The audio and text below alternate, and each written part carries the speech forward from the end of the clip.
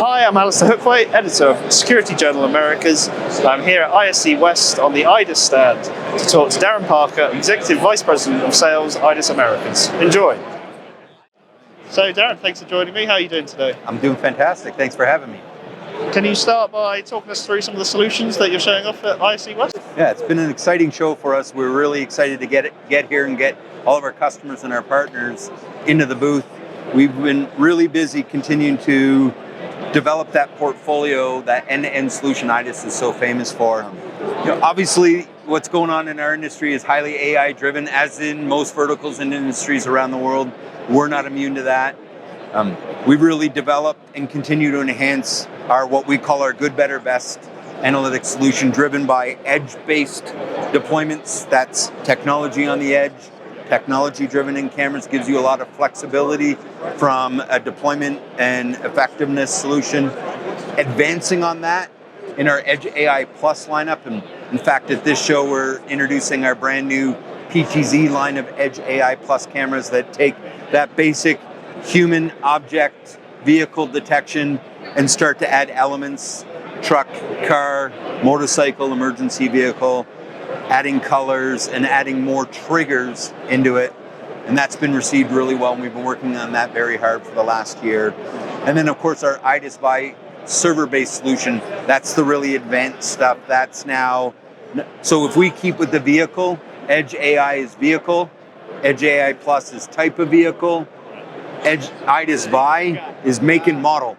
So now it's saying that's a 2016 Ford Escape XL model. And that really is resonating with the customers and driving a lot of value in the industry. The real key is our ability to define needs and solutions for our partners and our customers.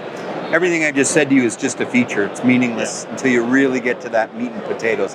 How can we solve solutions? And when you're talking to customers, what sort of challenges are they facing and coming to you with, and how are you helping them solve those challenges? So the easy one is just a standard security deployment. That's obvious, I think, to everyone. Second, it really becomes about risk mitigation. A lot of people don't realize the number one reason that a corporation or an organization deploys a security solution inside a building is risk mitigation, i.e. slip and fall. Almost every lunchroom in the United States has a camera. You add schools, you have parking lots, you get the idea. So there's risk mitigation. Those are real legacy issues within the industry, not new to everyone. Next is really where it's taking a new development, which is how can an eyeball, a camera is really an eyeball, help me solve business needs. Analytics take the eyeball and make it smart, add decision making. The smarter we make it, the more decision making we implement into our technology, the more proactive we can be as opposed to reactive. That's really the types of questions that we're asking. It's also how we're engaging our conversations to help people recognize what the art of the possible is. So I would say foundationally, that's number one. Number two is understanding. It is not a simple industry to understand, especially if you're the person buying. We're a manufacturer, we're selling to a distributor, they're selling to an integrator. That integrator is maybe selling to an electrical contractor that's selling to a general contractor managed by a consultant. And the end user is the one that has to deploy the technology. So helping everyone along the line understand the technology, even them understanding how our partners can help them, is a big task and a big concern when people sit across the table or standing in a booth or in a meeting room, whether it's in a show, event, or just a regular meeting. So we put a lot of energy into making sure that we're in a position to help with that. Even if it's just an education conversation and it leads them to a competitor, we're comfortable with that because that's the critical step to deployment. That's the critical step to sales acquisition.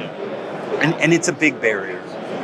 Like any technical industry, we're moving at the speed of light. Right? So what was relevant yesterday is almost obsolete by the time this show's done sometimes. I mean, and speaking of that, when it comes to innovation, what is the IDIS approach to that, and how do you stay up to date? So that's a pretty endless list. Yeah. but I'll try to nail it down to a couple of things that are really unique. Every manufacturer in this business is trying to create technology that will help solve solutions for the customer. The customer defined is the person who's using the technology. We call that the end user for the most part. In addition to, and by the way, if you're incapable of doing that, you're not going to do very good. So every one of my competitors and ourselves are pretty good at doing that in our own unique way. What we're also doing as a technology manufacturer is we're also trying to create business needs and solutions and technology for the integrator. The team of folks who deploy the technology, the middleman, so to speak. They're so critical to what we do.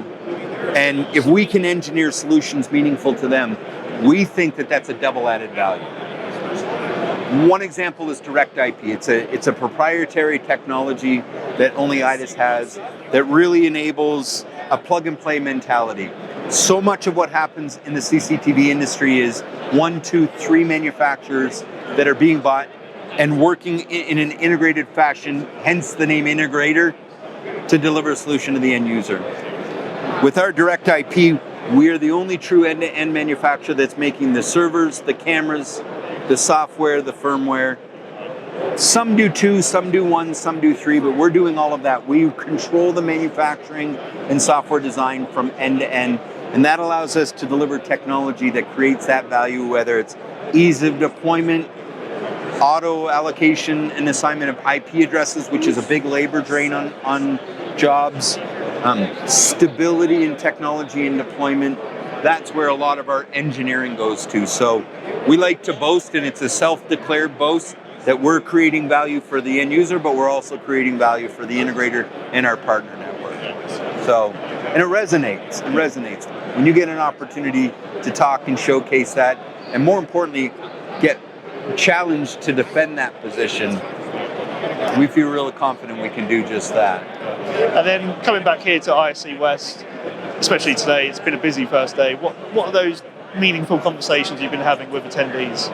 So kind of think of it in a couple of folds. We obviously work really hard before the meeting, before the show, to get people to commit to come into the booth, and how you execute that. Take advantage of obviously this tremendous booth and the work the team did in displaying and setting up the technology, educating the sales organization. So that's number one. I would say the hard work happened before the show. Now it's just execution. Within the show, it's taking advantage of this tremendous foot traffic we've seen on day one. It's really been a bang-up show. In our booth, it was 5 minutes after the show, and we were jammed and crammed, and it really hasn't stopped all day. So now you have this very truncated window with which to find out what's meaningful, what's important to them. How do you get some questions? How do you understand why they came to the event, what it is that they're hoping to find, what it is they've seen before, and then really quickly parlay that into an opportunity for deeper conversations. So think of it as the 5-minute spiel to earn yourself the 2-hour meeting maybe a couple of weeks down the road. So a lot of that happening, and that's what a lot of the folks here are coming doing. And then last, how do you stack up against your competitors? Because they're all here. Yeah. Right? It's not like they got to book meetings and, Tuesday is this and next Thursday, it's this integrator and who's going to introduce them. They just walk to the next booth. So how do you make yourself relevant? We think we do that by making sure we understand what's relevant to them and then communicating that. So it's been exciting. The team's working so hard. I'm so proud of everyone here at IDIS Americas. We're excited about the technology we created. We're excited about our ability to partner. We just hope people give us a chance. Does that make sense? Yeah, sounds great to me. But yeah, thank you for talking to me today, and good luck for the rest of the show. Yeah, appreciate that. Take care.